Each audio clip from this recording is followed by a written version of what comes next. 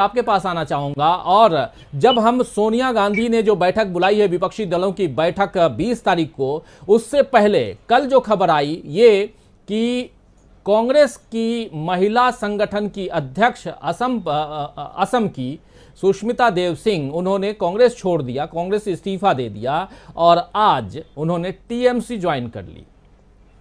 कांग्रेस एक तरफ टीएमसी की मुखिया ममता बनर्जी के साथ और तमाम दूसरे दलों के साथ मीटिंग करने जा रही है। सोनिया गांधी से ममता बनर्जी आकर के मुलाकात करती हैं। दिल्ली जब ममता बनर्जी आती हैं, सोनिया गांधी राहुल गांधी दोनों से मुलाकात होती है। एक तरफ से जब ममता बनर्जी चुनाव के दौरान, पश्चिम बंगाल चुनाव के दौरान चिट्ठी लिखती हैं तो सबसे ऊपर सोनिया गांधी का नाम लिखती हैं, विपक्षी एकता की बात करती हैं और कहती हैं कि आप सबको एक साथ एकजुट होना चाहिए, एक मंच पर आना चाहिए।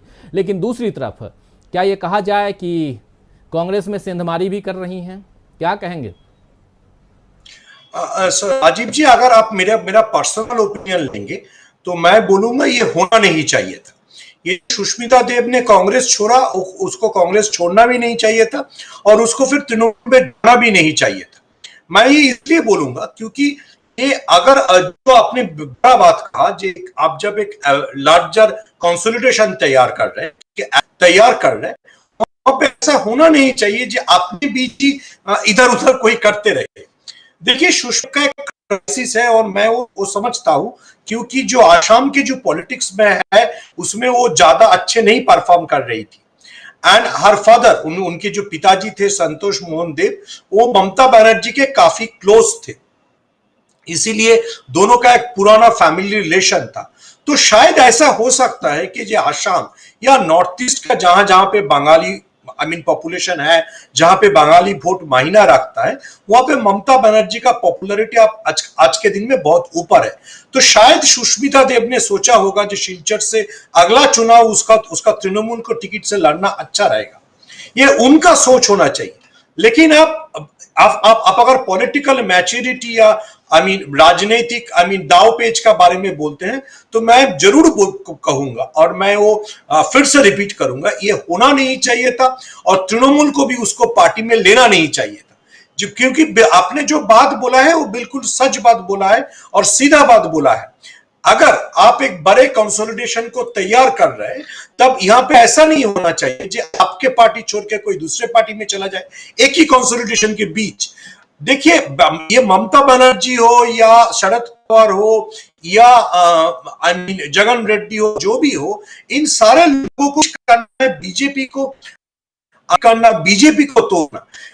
कांग्रेस को तोड़ के कोई फायदा नहीं है, क्योंकि राजीव जी, मैं पहले भी जो बात बोला हूं वो बात मैं रिपीट करूंगा कि कांग्रेस अगर 250 सीट में बीजेपी से आमने सामने की लड़ाई नहीं करेगा, अगर बीजेपी को रोकेगा नहीं, तो कोई भी आप कंसोलिडेशन बना लीजिए, बाकी जो 280 सीट है उनमें जितना भी कंसोलिडेशन हो, उसमें अगर आप 140 भी सीट लाते हैं, मैं 50% की सक्सेस रेट की बोल रहा हूं, तो भी आप गवर्नमेंट नहीं बना सकते। बीजेपी को रोकने के लिए बीजेपी का जो हार्टलैंड है, राजस्थान, मध्य प्रदेश, छत्तीसगढ़, झारखंड, ये सारे जगह पे, या हिमाचल, उत्तराखंड, ये सारे जगह पे बीजेपी के साथ कांग्रेस का ये आमने सामने लड़ाई है। तो कांग्रेस को वीक करके या कांग्रेस को नीचा दिखा के कोई फायदा नहीं है। अपना एक कंसोलिडेशन बनाने के लिए सबसे ज्यादा जो इंपॉर्टेंट है, एक के साथ दूसरे का वो रिस्पेक्ट होना चाहिए और एक के साथ दूसरा का वो रिलेशन होना चाहिए। और आपने जो टिप्पणी के साथ शुरू किया, मैं वो बहुत इंपॉर्टेंट बात मानूंगा। मेरा जो सेंस ऑफ पॉलिटिक्स है, मैं बोलूंगा लोग सोनिया गांधी को उतना भाव नहीं देते, लेकिन मेरे हिसाब से Sonia Gandhi is a remarkable politician. हम लोगों को ये याद रखना पड़ेगा कि 2004 से 14 2 इलेक्शन कांग्रेस को जिताया। देखिए, कांग्रेस में ऐसा ज्यादा लीडर आप नहीं पाएंगे इंदिरा गांधी को सिवाय, जो 2 इलेक्शन कांग्रेस को जिताया है। और जैसे वो अब 2004 में पूरा ऑपोजिशन को, अलायंस को स्टीच किया था, जैसे डीएमके, जिसके साथ कांग्रेस का रिलेशन बहुत अच्छा नहीं था, और जो जिसके खिलाफ राजीव गांधी का हत्या का आरोप में जैन कमीशन की रिपोर्ट में डीएमके की तरफ उंगली उठाया गया था। तो उस डीएमके के साथ जिस खूबसूरती से सोनिया गांधी ने अलायंस जोड़ा, और सिर्फ अलायंस जोड़ा नहीं, 10 साल गवर्नमेंट चलाया, वो हिस्ट्री में याद होना चाहिए। देखिए राजीव जी, एक प्रॉब्लम होता है, मैं काली अफगानिस्तान के बारे में बता रहा था। जिस दिन जॉर्ज बुश अमेरिका में खड़ा होकर बोला था वॉर ऑन टेरर, उस दिन मैं अमेरिका में था। और उसके बाद जो बाद वाला बुश का इलेक्शन भी मैंने कवर किया, बाद में भी तो मैं ये हम लोगों को ख्याल नहीं रहा जो इसमें 20 साल चला गया।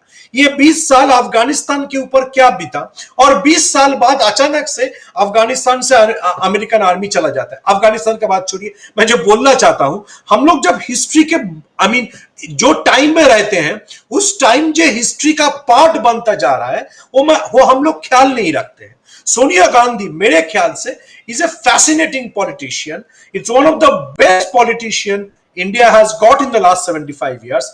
देश की ये 75 साल की इतिहास में वो ऐसा पॉलिटिशियन है जिसको याद रखना चाहिए। और ऐसे बहुत कुछ उन्होंने शुरू किया जो शायद आज से 20 साल बाद भी पॉलिटिक्स में याद रखा जाएगा।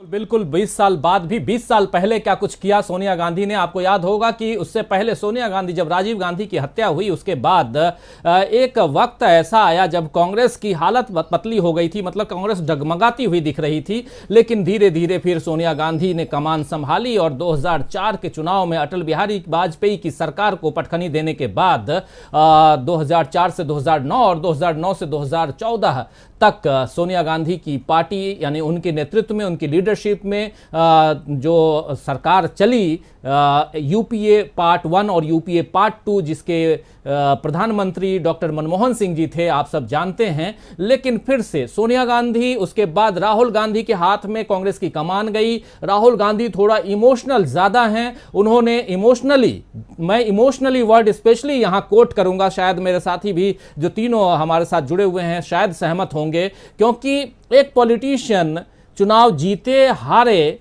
यहाँ जबकि मिनिस्ट्री मिली हुई रहती है और बहुत सारी दुर्घटनाएं हो जाती हैं, मिनिस्टर्स जो हैं वो इस्तीफा नहीं देते हैं। एक पॉलिटिशियन जो है, राहुल गांधी जैसा पॉलिटिशियन, अपनी पार्टी के अध्यक्ष पद की कमान को छोड़ देता है और आज तक कहता है कि हम उस पद पे नहीं आएंगे। और इस बीच जब क्राइसिस आती है पार्टी के अंदर, और आप जान रहे हैं कि इसी बीच एक क्राइसिस ये भी आई कि G23 नाम का एक ग्रुप भी बन गया जो लगातार चिट्ठियां लिखता रहता है, अलग अलग मंचों पर जाता रहता है और कांग्रेस के अंदर ही बैठ करके एक विपक्ष की भूमिका निभाता है।